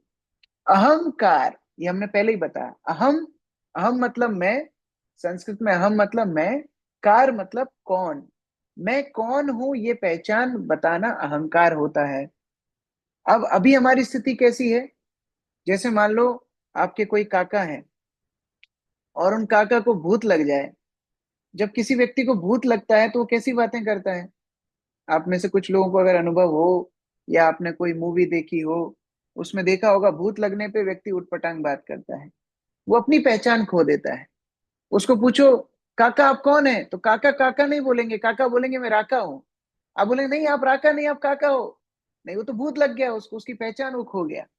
इसलिए हमारे आचार्य बताते हैं, पिशाची पाइले जिनो मति छन्न हाय, माया बद्ध जीवेर यही दशा है। जैसे किसी को भूत लग जाए और भूत लगने पर व्यक्ति अपनी पहचान खो दे, व्यक्ति अब भूत की पहचान बता रहा है, अपनी पहचान नहीं बता रहा है। इसी प्रकार माया में जब व्यक्ति पड़ता है तो शरीर को अपनी पहचान बताने लगता है। मैं कौन हूं, मैं ये शरीर हूं। मेरा नाम क्या है, आधार कार्ड में है साहब। मेरे माता पिता कौन है, जिन्होंने मेरे शरीर को जन्म दिया। लेकिन वास्तविकता क्या है, मैं जीवात्मा हूं, मैं भगवान का अंश हूं। हाँ, मेरे शरीर के माता पिता ये हैं, लेकिन मैं भगवान का नित्य दास हूं, भगवान का अंश हूं। भगवान मेरे माता पिता हैं। इस प्रकार से जानना, ये अहंकार से मुक्ति है। और एक बहुत विशेष बात बोल रहे हैं, ये लाइन पढ़ के तो हमारी जो आधुनिक सभ्यता चल रही है उसके मुंह पर भगवान तमाचा मार रहे हैं। भगवान बोल रहे हैं, जन्म मृत्यु जरा व्याधि दुख दोषानु दर्शनम। चार चीजों में दोष देखना चाहिए। जन्म, मृत्यु, बुढ़ापा और व्याधि, बीमारियां। इन चार वस्तुओं में दोष देखना चाहिए। अब तीन में तो हम देख लेते हैं। बीमारियां किसी को अच्छी नहीं लगती, बीमारियों में दोष देखते हैं, बीमारी से दूर रहने का प्रयास करते हैं। बुढ़ापा किसी को पसंद नहीं है, इसलिए लोग बाल रंगते हैं और क्या क्या दांत चेंज करवा लेते हैं, और बहुत सारी सर्जरीज आजकल होती हैं। विदेशों में तो लोग जो यौन संबंध करना चाहते हैं तो बंदर की जो ग्लैंड्स हैं वो निकाल करके अपने शरीर में डाल लेते हैं बुढ़ापे में। तो क्या क्या उत्पात चल रहा है। तो व्याधियों से भी लोग दूर रहना चाहते हैं, बुढ़ापे से भी दूर रहना चाहते हैं। और मृत्यु को तो कोई पसंद करता ही नहीं। मृत्यु की जहां बात होती है वहीं लोग बोलते हैं नकारात्मक बात चल रही है, ऐसी बातें हमारे सामने मत करो। लेकिन इन चारों में सबसे बुरा क्या है? जन्म सबसे बुरा है, मृत्यु सबसे बुरी है, बीमारी सबसे बुरी है, कि बुढ़ापा सबसे बुरा है? आप चैट बॉक्स में लिखो जरा, सबसे बुरा क्या है? जन्म सबसे बुरा है, मृत्यु सबसे बुरी है, व्याधि सबसे बुरी है, कि बुढ़ापा सबसे बुरा है? कौन सा सबसे बुरा है? अच्छा, सब लोग लिख रहे हैं जन्म सबसे बुरा है। फिर आप लोग हैप्पी बर्थडे क्यों मनाते हो? भाई, जब कोई व्यक्ति बूढ़ा होता है तो बूढ़ा का तो सेलिब्रेशन नहीं होता है कि वाह मैं बूढ़ा हो गया साहब, आज से पार्टी, आज से मेरे दांत हिल रहे हैं, आज से पार्टी। आज से मुझे सुनाई नहीं देता है, आज सबको मैं पार्टी दूंगा। आज मेरे घुटने काम करना बंद कर दिए, पूरे शहर को नहीं होता साहब। ऐसे तो कोई भी नहीं देता है। बीमारी होती है, बीमारी में भी कोई पार्टी नहीं देता है, लोग बल्कि सहानुभूति जताने के लिए जाते हैं कि अरे देखो देखो बेचारा कितना बीमार है। और मृत्यु पे तो खैर हंसना भी बुरा ही माना जाता है। मान लो शमशान में आपके कोई दादा नाना कोई की मृत्यु हुई, आपका दोस्त हाँ हाँ हाँ हाँ जोर जोर से हंसने लगे, तो आप उससे मित्रता तोड़ दोगे, अरे वैसे समय पे हंस रहा है। लेकिन फिर भी सबसे बुरा जन्म क्यों है? जन्म सबसे बुरा है क्योंकि शुरुआत तो वहीं से हुई है। जन्म ना होता तो व्याधि भी ना होती, जन्म ना होता तो बुढ़ापा भी ना होता, जन्म ना होता तो मृत्यु भी ना होती। इसलिए जन्म सबसे बुरा है। और हम हमारी हमारी मूर्खता देखो कि हम बनाते हैं happy birthday to you, happy birthday to you. वास्तव में उस दिन दुखी होना चाहिए। भगवान क्या बोल रहे हैं? जन्म मृत्यु जरा व्याधि दुख दोषानुदर्शनम। ये जन्म में भी दोष देखो, ये जन्म में दोष देखना सीखो। और क्यों जरूरी है? क्योंकि देखिए, ये जन्म वास्तव में आत्मा का जन्म नहीं है। आत्मा तो शाश्वत है, आत्मा हमेशा से भगवान के धाम में थी। लेकिन जन्म के कारण वो शरीर का जन्म है, जो शरीर में हम फंस गए। जैसे कैदी, कैदी जब जिस दिन जेल में जाता है ना, उस दिन को कभी नहीं भूलता। इस दिन मेरे को सजा सुनाई गई थी, और उसी दिन को आधार करके गिनता है। आज एक दिन निकला, आज एक महीना पूरा हो गया, आज एक साल पूरा हो गया, कब मैं जेल से बाहर निकलूंगा। तो वो कोसता है उस दिन को, जिस दिन को वो जेल में प्रवेश किया है। उसी तरह आध्यात्मिक व्यक्ति के ज्ञान का क्या लक्षण है? जन्म को कोसना है, कि अरे मेरा जन्म ये भौतिक संसार में हो गया, इससे मैं बाहर कब निकलूंगा। तो अगले समय आपका बर्थडे बने तो मंदिर में आ जाना, सेवा करना। वो बड़ा दुख दुख का दिन है। उस दिन आपको भगवान की भक्तों की ज्यादा आवश्यकता है। उस दिन पार्टी मत देना। तो ये भगवान यहाँ पर बोल रहे हैं। आगे फिर भगवान बोलते हैं, जो व्यक्ति मिथ्या अहंकार से मुक्त हो। नहीं, अच्छा ये हो गया। मिथ्या अहंकार से मुक्त होना मतलब व्यक्ति अपने भौतिक भौतिक पहचान से मुक्त हो, फिर जन्म मृत्यु जरा व्याधि से मुक्त हो। वो आगे है, पत्नी, परिवार, बच्चे, गृह, पुत्र, दार इत्यादि से अनासक्ति।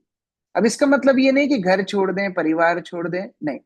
इसका मतलब ये है कि परिवार के लोगों के बीच में आध्यात्मिक संबंध हो, केवल भौतिक संबंध ना हो। तो परिवार जब साथ में मिलकर के भगवत गीता पढ़ता है, परिवार जब साथ में मिलकर के भगवान का नाम लेता है, बस चार पांच लोग जितने परिवार में साथ में बैठ जाइए, 5 मिनट के लिए, कोई आपको ढोलक मंजीरे की जरूरत नहीं है, ताली बजा करके साथ में हरे कृष्ण कृष्ण कृष्ण हरे हरे, हरे राम राम राम हरे हरे, ये महामंत्र का जप कीजिए, बस आपके संबंध आध्यात्मिक हो गए। और इसी का मतलब है अनासक्ति भौतिक संसार से। और अगला भगवान बता रहे हैं समचित्तम। समचित्तम मतलब सुख दुख में समभाव रखे। परेशानी आए तो बहुत ज्यादा मायूस ना हो जाए, और सुख आए तो बहुत ज्यादा माउंट एवरेस्ट पे ना चढ़ जाए। शिला प्रभुपाद बताते थे, शिला प्रभुपाद बोलते थे कि मेरे जीवन में 2 बार भगवान ने मेरी परीक्षा ली। कब? एक बार जब सब कुछ मुझसे छीन लिया गया, तब मेरी परीक्षा ली। और दूसरा, जब सब कुछ मुझे भगवान ने दे दिया, तब भी मेरी परीक्षा ली। तो दुख आए तो भी भगवान की परीक्षा है, और सुख आए तो भी भगवान की परीक्षा है। दोनों में समभाव रखना बड़ा आवश्यक है, इसलिए समचित्तम। अगला भगवान बता रहे हैं जो कि बड़ा विशेष है। ये 16वां गुण जो है बड़ा विशेष है। भगवान बोल रहे हैं मयि अनन्य योगेन भक्तिर अव्यभिचारिणी। ये सारे गुणों की खदान तब व्यक्ति को सुलभ हो जाएगी जब वो मेरी भक्ति करेगा। वो कैसी भक्ति? अव्यभिचारी भक्ति। अव्यभिचारी भक्ति मतलब अविरत जो चले। ऐसा नहीं कि आज है कल फिर भूल गए, नहीं। अविरत जो भक्ति चले, एक निष्ठ जो भक्ति हो, अनन्य जो भक्ति हो, वो अनन्य भक्ति करने वाला ज्ञान में है, ऐसा भगवान मानते हैं, भगवान का मत है। अगला भगवान बोल रहे हैं अरतीर। अरतीर मतलब अकेला रहना व्यक्ति पसंद करे। अकेला रहना मतलब ऐसा नहीं है भक्तों की संगति ना करे। जो लोग हमारी आध्यात्मिक चेतना को दूषित कर दें, ऐसे लोगों से दूर रहना है।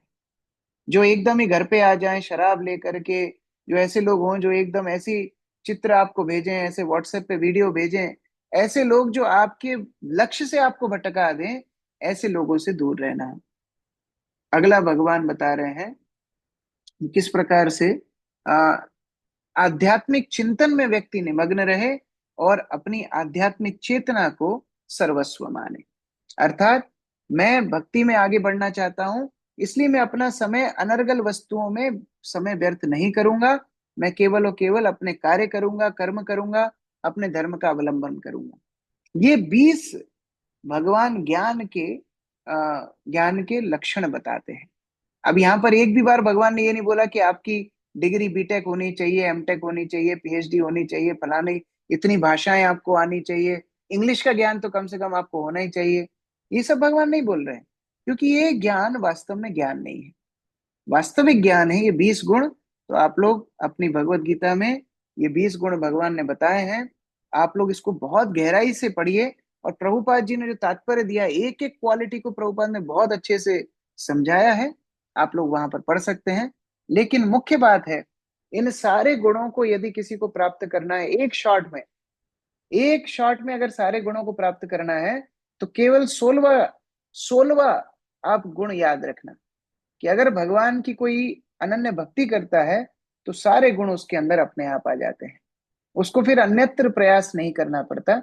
हम एक छोटी सी कहानी आपको दिखा रहे हैं। ये कहानी एक शिकारी की है, ये मृगारी शिकारी की कहानी है। एक वीडियो के माध्यम से आप देखिए। मृगारी नाम का एक शिकारी था जो पशुओं को आधा मारकर उनको मरते हुए देखकर मजे लेता था। जब एक दिन नारद मुनि ने उसे ऐसा करते देखा तो उन्होंने उसे आधा ने मारकर पूरा ही मारने को कहा। शिकारी ने कहा उसे ऐसा करने में ही मजा आता है और उसके परिवार में सभी ऐसा ही करते आ रहे हैं। तब नारद मुनि ने उसे विशेष दृष्टि प्रदान की, जिसके द्वारा वे अपने भविष्य को देख पाया। और उस भविष्य में वो देख रहा था कि जिन जिन पशु और पक्षियों की उसने हत्या की थी, वही पशु और पक्षी उसको किस प्रकार से यातना दे रहे हैं। यह देखकर वह घबरा गया और उसने नारद मुनि की शरण स्वीकार की। और तब नारद मुनि ने उसे यह सब कार्य छोड़कर भगवान का नाम स्मरण करने को कहा। मृगारी ने अपने गुरु पर विश्वास किया। उसने अपना वो क्रूर कार्य छोड़ दिया और क्रूर कार्य छोड़ने के बाद गांव के बाहर कुटिया बनाकर रहने लगा। और गांव के लोगों ने जब ये देखा कि इतना क्रूर हत्यारा शिकारी एक साधु का जीवन बिता रहा है, तो उसकी सारी आवश्यकताओं की पूर्ति वो करने लगे। तो जब हम गुरु के निर्देश पर विश्वास करते हैं तो हमारी सारी आवश्यकताएं पूरी हो जाती हैं। मृगारी ने अपना पूरा जीवन बदल दिया और भगवान के पवित्र नामों का उच्चारण करने से उसके व्यक्तित्व में इतनी करुणा जाग उठी कि एक दिन जब नारद मुनि उससे मिलने आए तो उन्होंने देखा कि वह उनसे मिलने आने के लिए इधर उधर कूद कूद कर आ रहा है।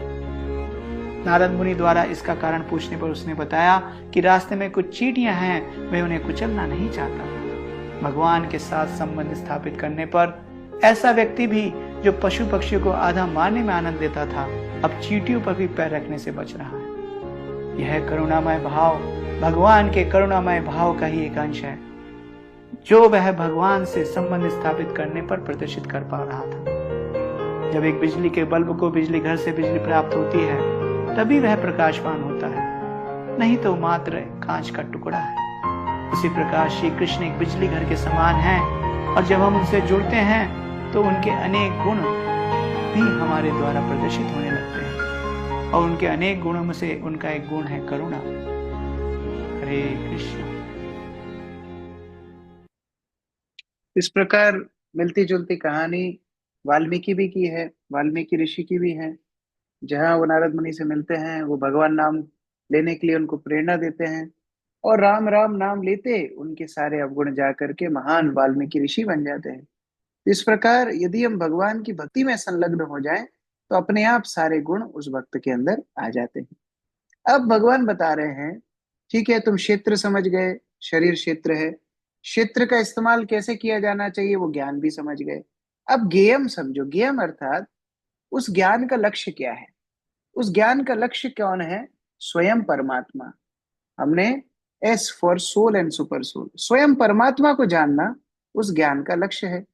हमने सर्वप्रथम देखा क्षेत्र क्या है, हमारा शरीर।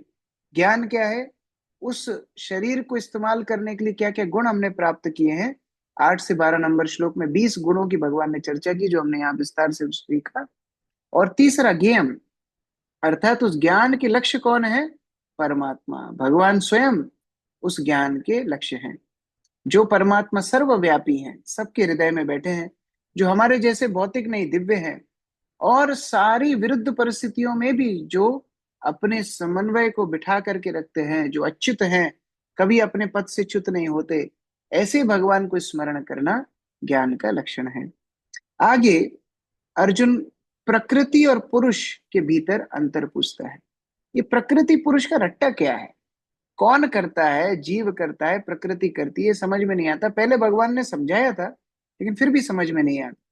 तो अगला है ई फॉर एंजॉयर, कैसे प्रकृति और पुरुष में अंतर है। तो यहाँ पर हम लोग एक डायग्राम के माध्यम से समझेंगे। आप लोग इसका स्क्रीनशॉट भी ले सकते हो। देखो, प्रकृति अर्थात ये भौतिक जगत, प्रकृति भौतिक जगत की जितनी वस्तुएं आपको सामने दिख रही है प्रकृति के माध्यम से होती है। हमारा शरीर, हमारी इंद्रियां, सभी लोग प्रकृति के द्वारा बनाए गए हैं। लेकिन समस्या ये है कि प्रकृति की जितनी वस्तुएं हैं वो जीवित नहीं है। हमारा शरीर भी जीवित नहीं है। अगर आत्मा ना हो तो ये जितना फर्नीचर हम देख रहे हैं, जितनी बिल्डिंग्स देख रहे हैं, जो कुछ देख रहे हैं, ये सब मृत है। अब इसको चलायमान कौन करता है? जीव, यानी आत्मा। आत्मा प्रकृति के ऊपर शासन करना चाहती है और उस शासन करने के माध्यम से कभी खुशी कभी गम। जब उसकी इच्छा पूरी होती है तो उसको आनंद होता है, जब उसकी इच्छा पूरी नहीं होती तो दुखी हो जाती है। क्यों ऐसा कर पाती है? क्योंकि जीव के अंदर चेतना है। ये चेतना के माध्यम से वो शरीर को चलायमान करती है। इसीलिए यद्यपि प्रकृति माध्यम है कार्य करने का, शरीर माध्यम है कार्य करने का, लेकिन बिना जीव के प्रकृति कोई कार्य नहीं कर सकती। अब मैं एक उदाहरण देता हूं। मान लीजिए कोई व्यक्ति किसी को थप्पड़ मारता है, हाँ, हाथ से मारेगा। अब हाथ एक माध्यम है, लेकिन जब तक मैं इच्छा ना करूं, ये हाथ थप्पड़ क्यों मारेगा? ये हाथ तभी थप्पड़ मारेगा जब मैं इच्छा करूं।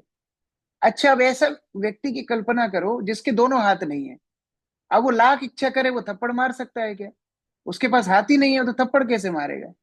दो पागल एक बार ट्रेन में सफर कर रहे थे। एक पागल बोलता है मैं सारी दुनिया मिटा दूंगा। दूसरा पागल बोलता है मैं तुझे रबर ही नहीं दूंगा, रबर नहीं दूंगा तो दुनिया कैसे मिटाएगा? कहने का अभिप्राय, दोनों जरूरी हैं। थप्पड़ मारने के लिए इच्छा शक्ति जरूरी है, जिससे थप्पड़ मार सके व्यक्ति हाथ के माध्यम से, और हाथ भी जरूरी है। तो ये हाथ हो गया प्रकृति। उदाहरण समझिए, ये हाथ हो गया प्रकृति, और इच्छा शक्ति है जीव की। जीव इच्छा शक्ति करती है तो प्रकृति कार्य करती है। अब मान लो जीव इच्छा करे लेकिन शरीर ही ना हो, प्रकृति ही ना हो, तो वो कार्य कैसे सिद्ध करेगा? इसलिए दोनों को कर्ता माना गया है। प्रकृति भी करता है क्योंकि वो माध्यम है, और जीव भी करता है क्योंकि जीव की इच्छा शक्ति से ही प्रकृति कार्य कर रही है। अब जितने को समझ में आया आनंद लो, जिनको समझ में नहीं आया और ज्यादा आनंद लो, कोई बात नहीं। मुख्य बात यही है, हमको भक्ति करना है कुल मिलाकर के।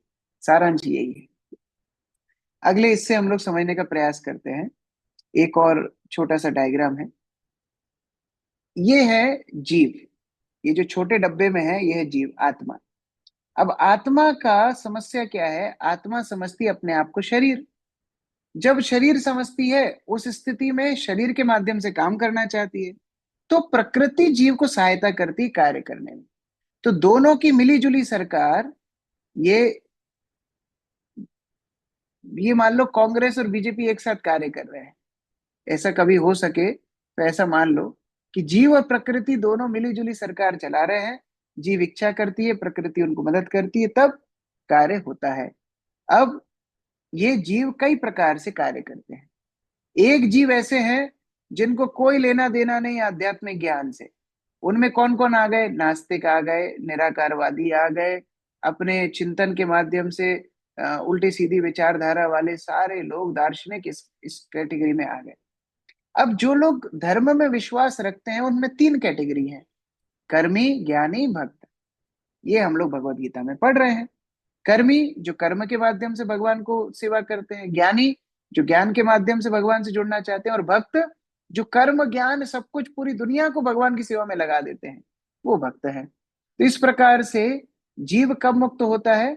जब वो इस कैटेगरी में आएगा, जब वो भगवान की सेवा कर्म से, ज्ञान से, या फिर भक्ति के माध्यम से करे। और जब तक भगवान की सेवा नहीं करेगा, वो इसी भौतिक संसार में फंसा रहेगा। तो ये अंतर हुआ जीव में और परमात्मा में। परमात्मा के आश्रय में जीव आनंद में रहेगा, परमात्मा से विलग होकर भौतिक प्रकृति में दुख कष्ट क्लेश प्राप्त करेगा। अब ऐसा व्यक्ति जो ज्ञान में है, उसका लक्षण क्या है?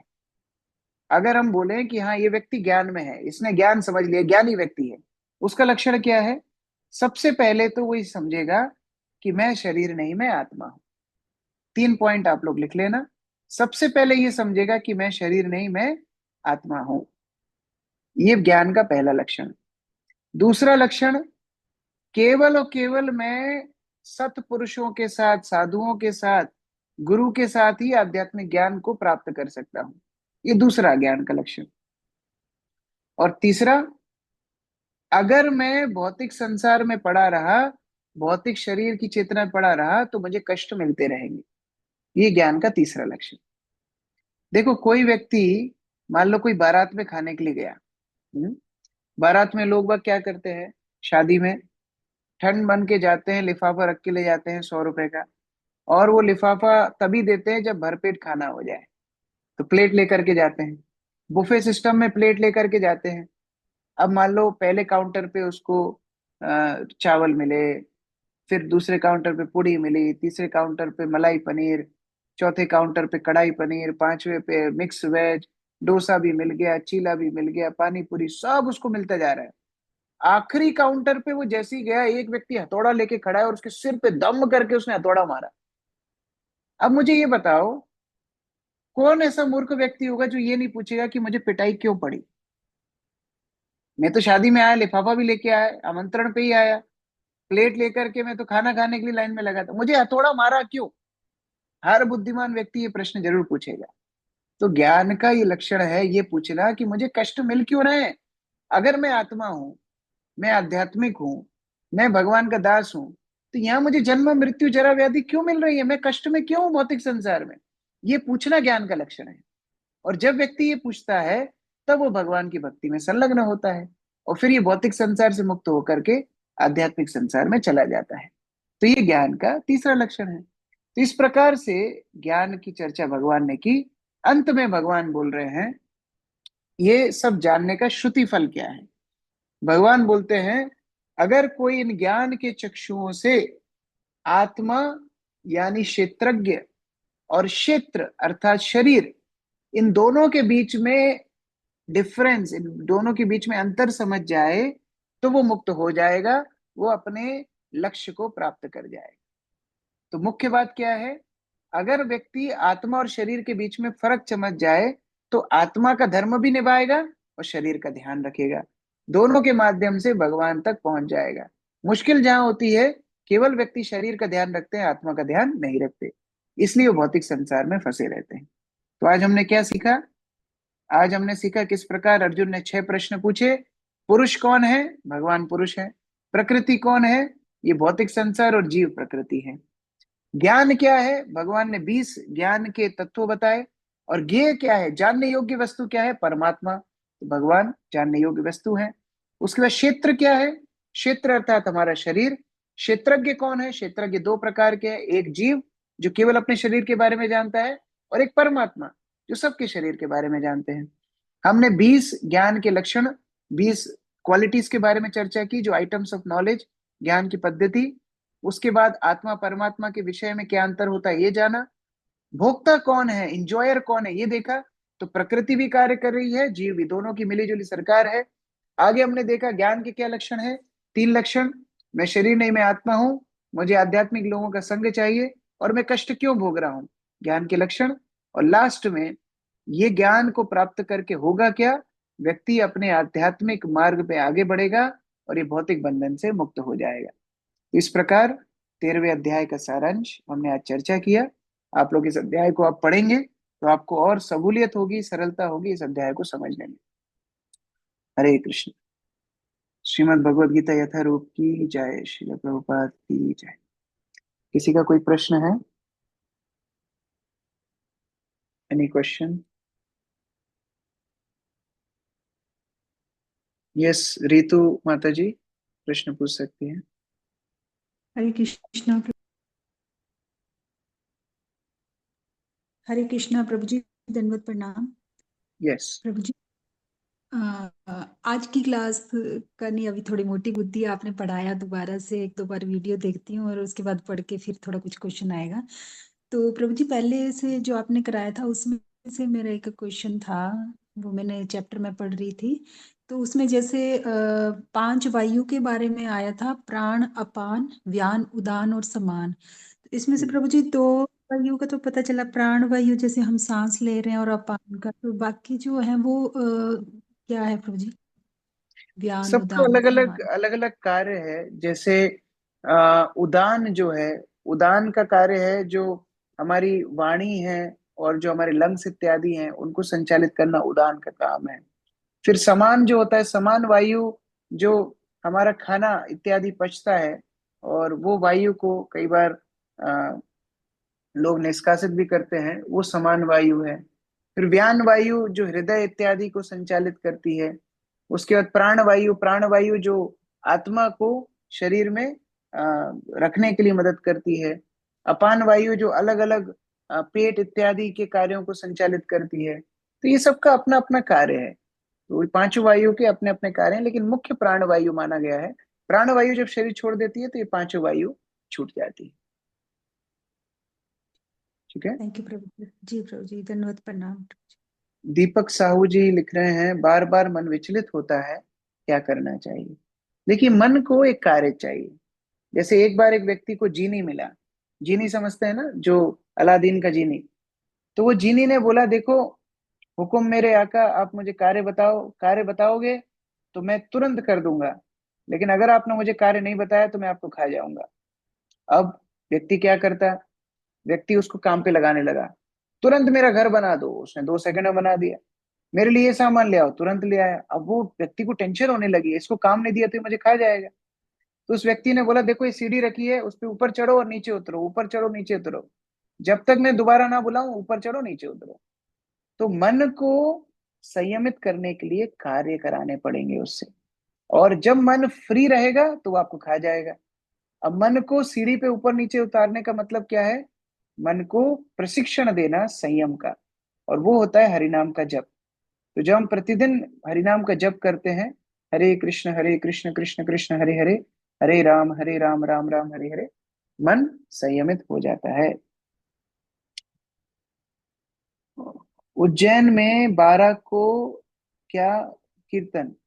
हाँ, 12 तारीख को हमारी पिकनिक है, गेट टुगेदर है, मिलन महोत्सव है। जो लोग भी ऑनलाइन ये कोर्स कर रहे हैं, तो 12 तारीख को आप आ सकते हैं। ग्रुप में पोस्टर शेयर किया गया है, आप उस नंबर पे संपर्क कीजिए, तो वो आपको डिटेल्स बता देंगे। कविता गुर्जर, कुटी मर मर उसके छोटे छोटे उनकी सेवा। अच्छा, कोई जानवर मर गया, उसके छोटे छोटे बच्चे हैं, तो हम उनकी सेवा तो पाप तो नहीं लगेगा। देखिए, किसी भी जीव की सेवा करने में पाप नहीं होता है, लेकिन वो सेवा उतने ही स्तर तक की जाए जितने स्तर तक आपकी आध्यात्मिक मार्ग चलता रहे। अगर उसके चक्कर में, उनका ध्यान रखने के चक्कर में आपकी आध्यात्मिक उन्नति खत्म हो गई, तो फिर वो बंधन का कारण बन जाएगी। यदि जन्म सबसे बुरा होता है, संस्कृति जी लिख रही हैं, तो क्या जो कृष्ण भक्ति में है उन्हें बच्चों को जन्म नहीं देना चाहिए? नहीं, बिल्कुल देना चाहिए। जन्म तब बुरा होता है जब भगवान की भक्ति कोई नहीं करता है। अगर कोई भक्त परिवार में बच्चा जन्म लेता है और उसको बचपन से ही भक्ति का माहौल मिले, भक्ति का अनुसरण करने का मौका मिले, तो वो जन्म तो सार्थक है। जैसे प्रहलाद जैसे बच्चे अगर घर घर में हो, तो ऐसे बच्चे तो घर घर में होने चाहिए, वो जन्म सार्थक है।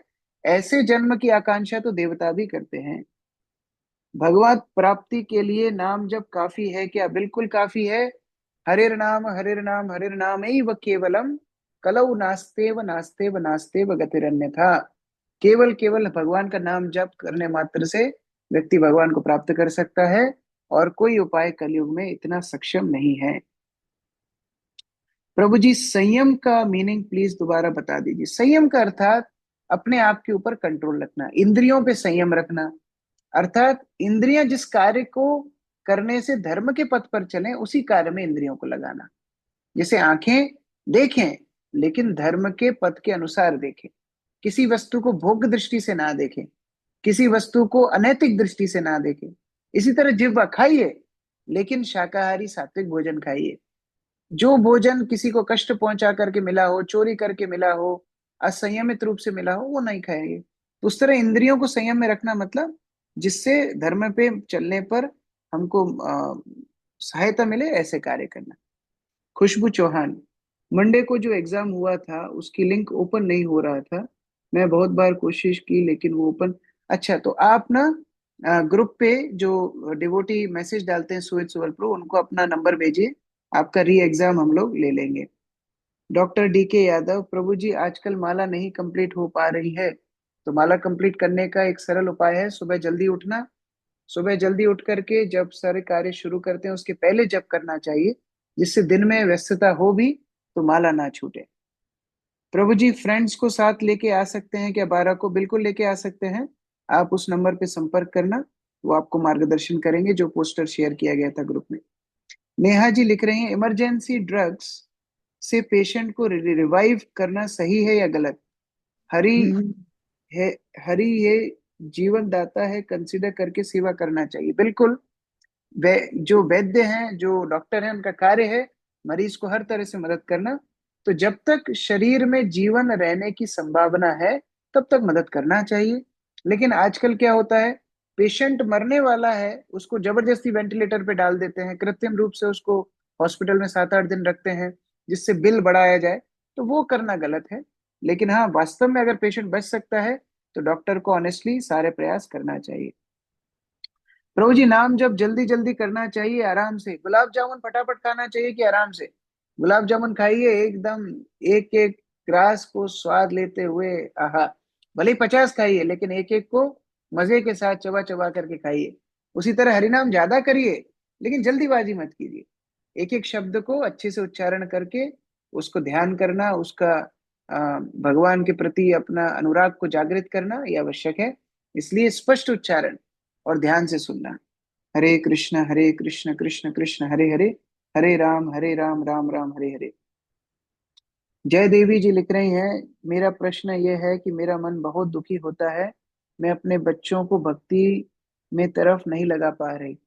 कोई बात नहीं, आप यदि भक्ति का अनुसरण अच्छे से करेंगे, धीरे धीरे बच्चों को भी प्रेरणा मिलेगी।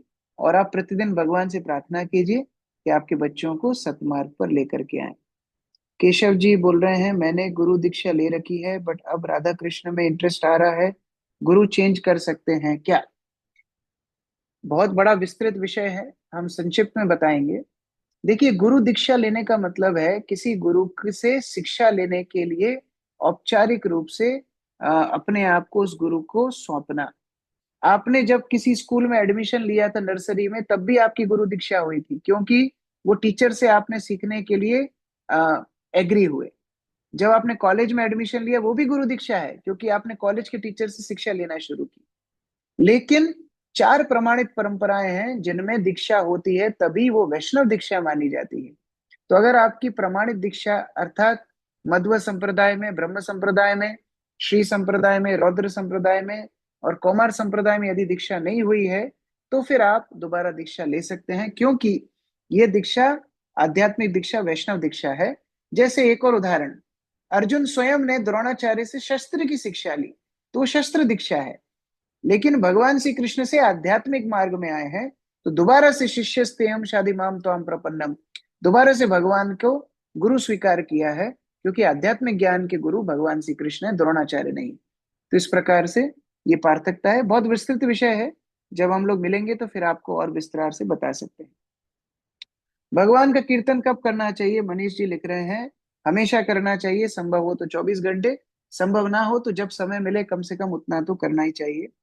और सुबह सुबह उठ करके अगर आप जप करें तो वो कीर्तन ही है, भगवान का गुणगान ही। सपना पाटीदार, भगवान की पूजा 1 घंटे करती हूँ, फिर भी मुझे लगता है कि मैं भगवान की पूजा ही नहीं की, ऐसा लगता है।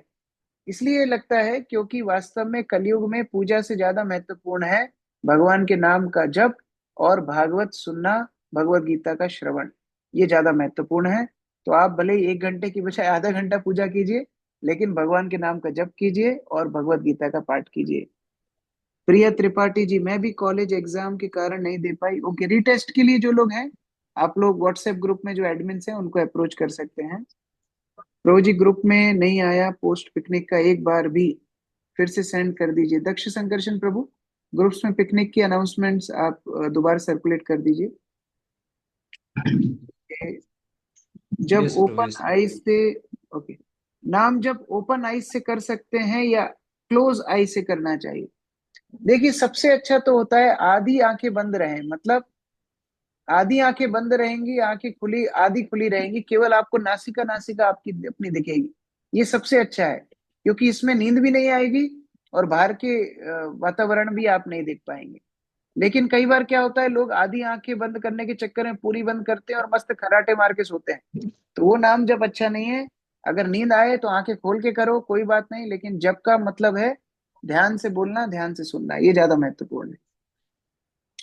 भौतिक शरीर में, आशुतोष श्रीवास्तव जी लिख रहे हैं, भौतिक शरीर में मन का भौतिक अस्तित्व नहीं होता, तो मन इस शरीर में, मन सूक्ष्म है, मन हमारे शीर्ष के स्तर में होता है, शीर्ष के स्तर में मन का स्थान बताया गया है, वहां पर मन का स्थान है। मैंने 2 एग्जाम रैंडमली दिए, शुड आई अटेम्प्ट प्रॉपरली? अभी रीटेस्ट रीटेस्ट का विधान नहीं है, लेकिन फिर भी अगर आप देना चाहते हैं तो आप संपर्क कर सकते हैं एडमिन से, वो लोग आपको मदद करेंगे। मैं गीता के श्लोक याद करता हूँ तो 2-3 दिन में भूल जाता हूँ। आपको दूसरों को सुनाना पड़ेगा, दूसरों को सुनाओगे तो कभी नहीं भूलोगे। दूसरे लोगों को भगवद गीता के जो श्लोक याद कर रहे हैं उनको सुनाइए, सिखाइए, तो आप कभी नहीं भूलेंगे। जितेंद्र सिंह राठौर अपना प्रश्न पूछ सकते हैं अनम्यूट करके। हरे कृष्ण। प्रभु जी, मैं ऑफिस में नाश्ता हो मिलता है, ब्रेकफास्ट वगैरह, तो मैं छोड़ चुका हूँ और वो नाश्ता मैं किसी और को हैंड ओवर करता हूँ जो लहसुन प्याज का है। तो मुझे करना चाहिए नहीं करना चाहिए? अभी तक तो मैं देता आ रहा हूँ सबको। तो हाँ मुझे देना चाहिए मतलब नहीं? अन्न का, अन्न को फेंकने से अच्छा जो लोग खाते हैं उनको आप दे सकते हैं, लेकिन प्रयास ऐसा कीजिए कि बने ही ना, धीरे धीरे ऐसा हाँ, प्रयास कीजिए। ठीक है। लेकिन वो कैंटीन का है। एक्चुअली मैं तो घर से लेके जाता हूँ, लेकिन कैंटीन में जो मेरे ऊपर भी मेरी कंपनी पैसा खर्च कर रही है, मतलब। तो मैं सोचता हूँ कि मेरे यहाँ जो हाउस कीपिंग के और जो दूसरे बंदे जो परचेस नहीं कर सकते, जिनको नहीं मिलता है कंपनी की तरफ से, तो वो जो लहसुन प्याज वाला है मैं उनको हैंड ओवर करता हूँ, तो उचित है या अनुचित है? वो अनुचित है। प्रयास करें उसको ना दान दें, क्योंकि वो तमोगुण का दान माना गया है। आगे हम इसकी चर्चा करेंगे। आगे के अध्याय में 3 प्रकार के दान बताए जाएंगे। क्योंकि देखो, जी। आप उनको तमोगुण का खाना दे रहे हो, प्याज लहसुन, और वो खाने से उनकी चेतना और खराब हो रही है। तो या फिर आप ऐसा कर सकते हो, उस पैसे से जो जो आइटम में प्याज लहसुन नहीं है वो आप ले लीजिए, और वो आप दे दीजिए। जैसे जी। चावल में नहीं होता है, कोई सलाद में नहीं होता है, कोई रोटी में नहीं होता है, अचार में नहीं होता है, जो चीजों में नहीं है वो आइटम लेके आप दान दे दीजिए। वो कर सकते हैं। जी प्रभु। ठीक है। हरे विशाल कृष्ण। चौहान जी, अनम्यूट कर सकते हैं। दंडवत प्रणाम प्रभु जी। प्रभु जी, मेरा प्रश्न ये था कि जैसे जो पहला अध्याय था विषाद युग वाला, इसमें अर्जुन को अर्जुन जो बोलता है, मतलब उसको करुणा, मतलब वैसे तो उसको कृपणता थी, लेकिन हाँ जैसे आज जो आपने बताया कि करुणा या दया अहिंसा, तो उस समय हो सकता है उसके अंदर भाव में मतलब क्यों मारो, मतलब ये हत्या हाँ, है। बहुत बहुत अच्छा लेकिन प्रश्न है। लेकिन बहुत यहाँ आज अच्छा हम प्रश्न। सीख रहे हैं कि जो है अहिंसा नहीं करना चाहिए। इवन चींटी को भी, जैसे आपने कथा एक कहानी के माध्यम से बताया कि चींटी को भी नहीं मारना चाहिए। तो ये किस परिप्रेक्ष्य में दोनों बातें सही है, मतलब बहुत ये अच्छा प्रश्न है। देखो, करुणा, मान लो डॉक्टर किसी मरीज की सर्जरी करता है, चाकू से उसके पेट को काट देता है, तो वो करुणावान है या नहीं है? क्या लगता है? वो करुणावान करुणावान है है कि वो। नहीं? है। क्योंकि करुणावान है वो। उस मरीज के इलाज के लिए उसका पेट पेट काटना जरूरी है। उसी प्रकार से क्षत्रियों को दंड देना जरूरी है। अगर क्षत्रिय दंड नहीं देंगे, समाज में अनैतिकता फैल जाएगी।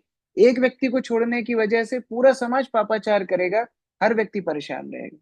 तो ये करुणा का ही लक्षण है कि कभी कभी दंड भी देना पड़ता है। तो भगवान अर्जुन को वही बता रहे हैं कि करुणा करो अर्जुन, ये धर्म के पथ पर नहीं है, इनको तुम जब तक नहीं मारोगे तब तक पूरा समाज परेशान रहेगा। एक द्रौपदी का चीरहरण हुआ, ये लोग घर घर में द्रौपदी का चीरहरण करेंगे, इसीलिए तुम इनका वध करो। तो वो करुणा का ही लक्षण है। ठीक है। प्रभु हरे जी, कृष्ण। जैसे जज जज का भी एग्जाम्पल हो सकते हैं। जज हाँ, भी सजा देते हैं। हरे जज भी कृष्ण। सजा सुनाते हैं क्राइम करने वाले को, तो वो करुणा का ही लक्षण है। हरे कृष्ण। श्रील प्रभुपाद की जय, समवेत भक्तवृंद की जय, श्रीमद् भगवद गीता यथारूप की जय।